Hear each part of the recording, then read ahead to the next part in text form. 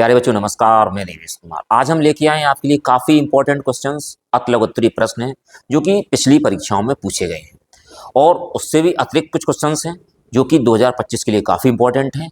शुरू करते हैं, इसलिए आप वीडियो में अंत तक बने रहिएगा। देखते हैं पहला क्वेश्चन आपका क्या कह रहा है। पहला क्वेश्चन कह रहा है कि एक अल्फा कण 15 × 10⁴ न्यूटन प्रति कूलाम के विद्युत क्षेत्र में स्थित है, तो उस पर लगने वाले बल की गणना कीजिए। सबसे पहले देखिए क्या क्या दे रखा है। उसने दे रखा है विद्युत क्षेत्र। विद्युत क्षेत्र को किससे लिखते हैं? विद्युत क्षेत्र को लिखते हैं ई से। तो ई कितना दे रखा है? ई दे रखा है 15 × 10⁴ न्यूटन प्रति कूलम। अच्छा, बल की गणना कीजिए। बल पूछ रहा है, बल हमारे पास क्या है? एफ। आपने पढ़ा है विद्युत क्षेत्र की तीव्रता E = क्या होता है? F/Q होता है। जब E बराबर हमारे पास F/Q होता है तो यहाँ से हम F निकाल सकते हैं। लेकिन बात आई किसकी? Q की। अल्फा कण का आवेश कितना होता है? अल्फा कण पर जो आवेश होता है वो इलेक्ट्रॉन के आवेश का दोगुना होता है, लेकिन धनात्मक होता है। तो अल्फा कण का आवेश Q = कितना रहेगा? 3.2 × 10⁻⁻⁹ कूलम। पूछ क्या रहा है? F पूछ रहा है। हमारे पास फॉर्मूला क्या होता है?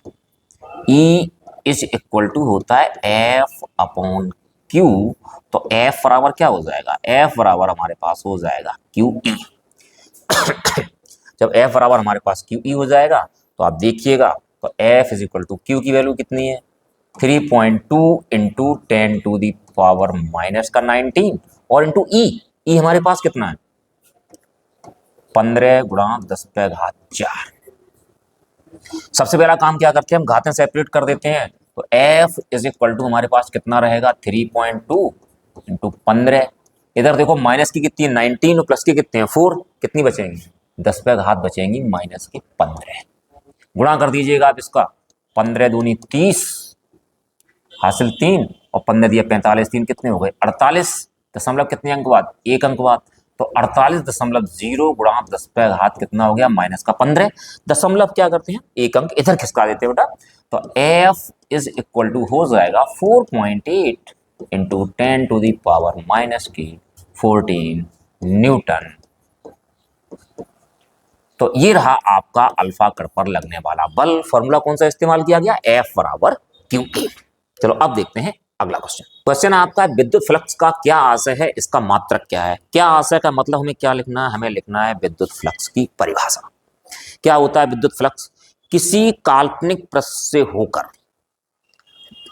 लंबवत गुजरने वाली विद्युत बल रेखाओं की संख्या क्या कहलाती है? विद्युत फ्लक्स कहलाती है।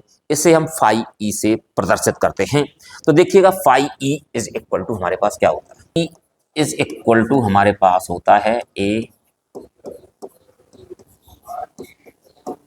E.dA। तो हमारे पास क्या होता है? φE, इसको यूं भी लिखा जाता है EA। तो अगर हम यहां से इसका मात्रक निकालें तो φE का मात्रक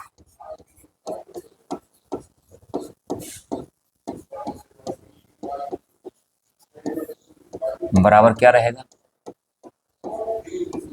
E का मात्रक गुणा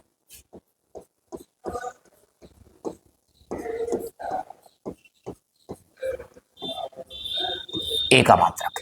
E हमारे पास क्या होती है? विद्युत क्षेत्र की तीव्रता होती है। और विद्युत क्षेत्र की तीव्रता E बराबर क्या होता है? E बराबर होता है F/Q।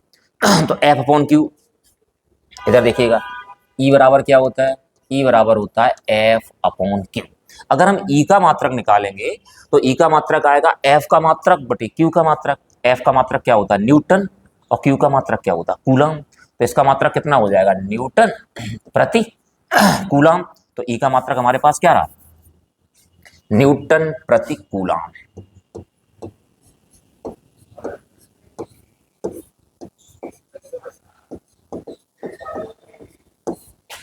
और ए हमारे पास क्या है? क्षेत्रफल है। क्षेत्रफल का मात्रक क्या होता है?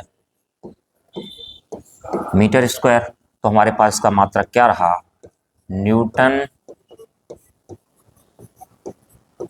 मीटर स्क्वायर प्रति कूलम। ये रहा इसका मात्रक। आप समझ गए होंगे विद्युत फ्लक्स क्या होता है, किसी काल्पनिक पृष्ठ से होकर अविलंबवत गुजरने वाली वैद्युत बल रेखाओं की संख्या उस पृष्ठ का क्या कहलाती है? वैद्युत फ्लक्स कहलाती है। किससे प्रदर्शित करते हैं? फाई ई से प्रदर्शित करते हैं। क्वेश्चन कह रहा है डी ब्रोगली तरंगदैर्घ्य को गतिज ऊर्जा के पदों में व्यक्त कीजिए। सबसे पहले देखिए डी ब्रोगली तरंगदैर्घ्य होती क्या है। डी ब्रोगली तरंगदैर्घ्य का जो व्यंजक होता है लैम्डा इज इक्वल टू होता है एच अपॉन एम पी। अगर हम गतिज ऊर्जा की बात करें, गतिज ऊर्जा के बराबर हमारे पास क्या होता है? के बराबर होता है 1/2 एम बी स्क्वायर। 2 का इधर गुणा कर दें तो 2 के बराबर कितना हो जाएगा? 2 के बराबर हो जाएगा एम बी स्क्वायर। तो v square is equal to कितना हो जाएगा? 2 के अपॉन एम, और v इज इक्वल टू हो जाएगा हमारे पास √2 के अपॉन एम। ये वैल्यू उठा के क्या कर देंगे? हम समीकरण नंबर 1 में रख देंगे। तो हमारे पास लैम्डा मतलब डी ब्रोगली तरंगदैर्घ्य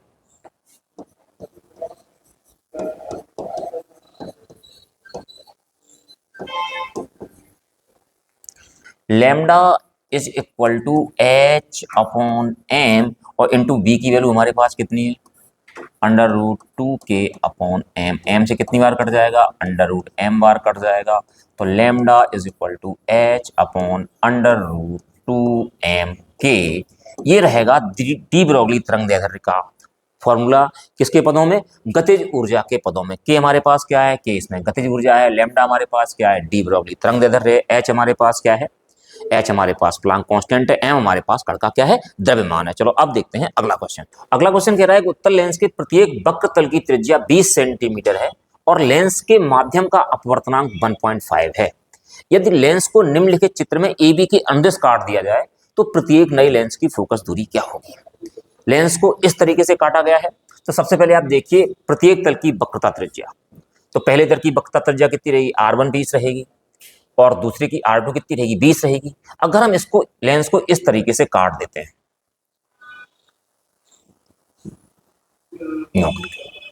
एक पार्ट इसका यूं हो जाएगा। तो अगर मैं इसको मान लेता हूं तो हमारे पास ये क्या रहेगा? ये R2 रहेगा। तो R2 कितना हो जाएगा? R2 हो जाएगा -20 सेंटीमीटर। कारण क्योंकि हम क्या कर रहे हैं? हम अपने लेफ्ट साइड पे आ रहे हैं, और इधर हमारे पास ये रहेगा, ये हमारे पास समतल है, और समतल की जो त्रिज्या होती है वो कितनी होती है? अनंत होती है। तो हमारे पास R1 कितना रहा?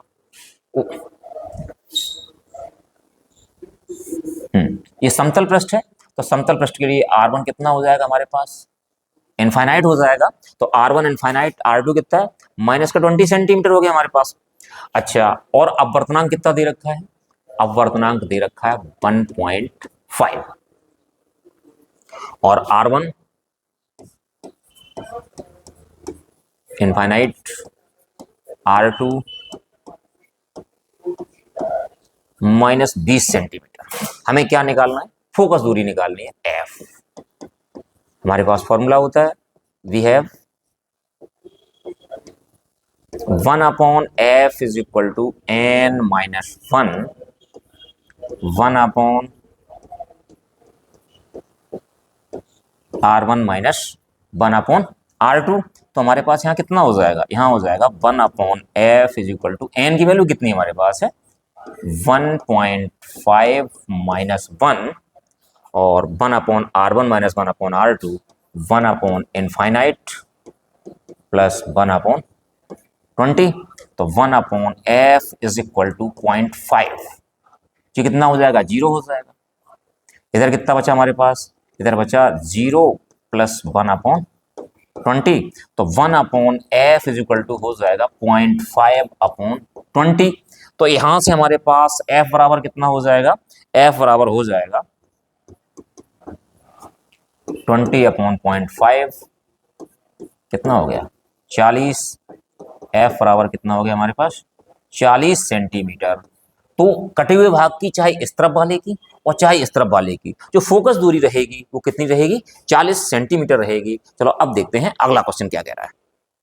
अगला क्वेश्चन आप कह रहा है एक चालक पर 2.4 × 10⁻⁻18 कूलम का धनात्मक आवेश है। बताइए इस चालक पर कितने इलेक्ट्रॉनों की कमी या अधिकता है? अगर आवेश धनात्मक है तो इलेक्ट्रॉनों की कमी रहेगी, अगर आवेश ऋणात्मक है तो इलेक्ट्रॉनों की क्या रहेगी? अधिकता रहेगी। चलो देखते हैं इसको। तो आवेश कितना दे रखा है, आवेश दे रखा है Q is equal to 2.4 into 10 to the power -18 coulomb. इलेक्ट्रॉनों की संख्या पूछ रहा है, इलेक्ट्रॉन का चार्ज कितना होता है, इलेक्ट्रॉन का चार्ज होता है 1.6 into 10 to the power -19 coulomb. क्या पूछ रहा है, इलेक्ट्रॉनों की संख्या पूछ रहा है। तो हमारे पास फॉर्मूला क्या होता है बेटा, we have Q is equal to क्या होता है, N ही होता है। तो N इज इक्वल टू कितना हो जाएगा, Q अपॉन E हो जाएगा। और Q कितना हमारे पास है, 2.4 into 10 to the power -18 upon 1.6 into 10 to the power -19 point से पॉइंट चला गया, 8 दूनी 16, 8 दिया 24। तो n इज इक्वल टू कितना रहेगा, 3/2 गुणा 10 पे घात -18 गुणा 10 पे घात कितना हो गया, 19। तो इधर देखो हमारे पास कितना हो जाएगा बेटा, 1.5। तो 1.5 इधर घात कितनी बचती है, 10 पे घात 1 बचती है। 10 पे घात 1 का मतलब 10। तो 1.5 into 10, n is equal to 15 electron आ जाएंगे। और आवेश धनात्मक है तो क्या रहेगी, 15 इलेक्ट्रॉनों की कमी रहेगी। चलो अब देखते हैं अगला क्वेश्चन। अगला क्वेश्चन आपका कह रहा है कि उत्तल लेंस की फोकस दूरी 10 सेंटीमीटर है और अवतल लेंस की फोकस दूरी 50 सेंटीमीटर है। दोनों लेंस संपर्क में रखे गए हैं। इस संयोजन से 25 सेंटीमीटर की दूरी पर वस्तु रखी हुई है। वस्तु के प्रतिबिंब की स्थिति ज्ञात कीजिए। तो सबसे पहले हम क्या करते हैं, उत्तल लेंस की फोकस दूरी लिखते हैं। उत्तल लेंस की फोकस दूरी f1 लिख ली है हमने।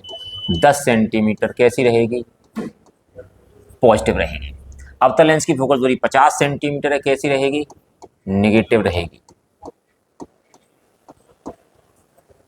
इस संयोजन से 25 सेंटीमीटर की दूरी पर एक वस्तु रखी हुई है।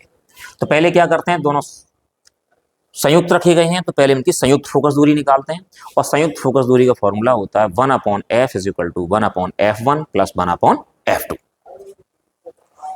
तो नाउ संयुक्त फोकस दूरी के लिए हम क्या करेंगे, 1/f is equal to 1/f1 plus 1/f2। 1/f1 कितना रहा, 1/10। तो 1/f इज इक्वल टू कितना रहा, 50। तो हमारे पास यहाँ कितना रहा बेटा, 1/f इज इक्वल टू रहा, 5 में से गया कितना बचा हमारे पास, 4/50 रहा। अच्छा यू कितना दे रखा है, उसने यू दे रखा 25 सेंटीमीटर। ना 1/f इज इक्वल टू हम लगा देंगे 1/v माइनस 1/u। लेकिन u कैसा लगता है, u नेगेटिव लगेगा क्योंकि हमारे पास किस तरफ वस्तु रखी जाती है, लेफ्ट साइड पर रखी जाती है। तो 1/f की वैल्यू कितनी बेटा, 4/50 बराबर 1/v। तो माइनस माइनस कितना हो जाएगा, प्लस 1/25। तो इसको हम इधर ले आते हैं, क्या रहा हमारे पास, 4/50 माइनस 1/25 बराबर कितना रहा हमारे पास, 1/v। एलसीएम कितना हो गया इसका, 50। 1/v यहाँ कितना रहेगा, 4, 25 दूनी 50, 2। तो 4 में 2 गया, कितना बचा, 2, 2/50 बराबर 1/v। तो v इज इक्वल टू रहेगा 50/2, कितना रहा, 25 सेंटीमीटर। तो वस्तु कहाँ रहेगी, वो प्रतिबिंब कहाँ रहेगा, प्रतिबिंब रहेगा लेंस से 25 सेंटीमीटर दूर दाईं तरफ। तो चलो अब देखते हैं अगला क्वेश्चन। क्वेश्चन कह रहा है यदि प्रत्यावर्ती धारा का वर्ग माध्य मूल मान √2 एम्पियर है तो धारा का शिखर मान क्या होगा। वर्ग माध्य मूल मान हमारे पास क्या होता है, IRMS बराबर √2 एम्पियर। तो धारा का शिखर मान क्या होगा, I0 पूछ रहा है। हमारे पास फॉर्मूला क्या होता है, वी हैव IRMS बराबर I0/√2। तो I0 इज इक्वल टू कितना हो जाएगा, √2 IRMS। और √2 IRMS की वैल्यू कितनी है, √2 है। तो I0 इज इक्वल टू हमारे पास कितना रहेगा, 2 एम्पियर रहेगा, तो धारा का शिखर मान रहेगा 2 एम्पियर। चलो अब देखते हैं अगला क्वेश्चन। क्वेश्चन कह रहा है कि किसी मकान में 200 वोल्ट के मेन से 60 वाट के 200 बल्ब समांतर क्रम में जुड़े हुए हैं। प्रतिदिन 24 घंटे व्यय हुई विद्युत ऊर्जा की गणना कीजिए। 60 वाट के कितने बल्ब हैं? 200 बल्ब हैं। तो हमारे पास जो ऊर्जा होती है, ऊर्जा कैसे निकलती है? ऊर्जा या फिर यूनिटों की संख्या क्या होती है? वो निकल के आएगी वाट गुणा घंटा बटे 1000। कितने वाट के? 60 वाट के कितने बल्ब हैं? 200 बल्ब। और कितने घंटे जलाए जाते हैं? 24 घंटे जलाए जाते हैं। तो हमारे पास ऊर्जा आ जाएगी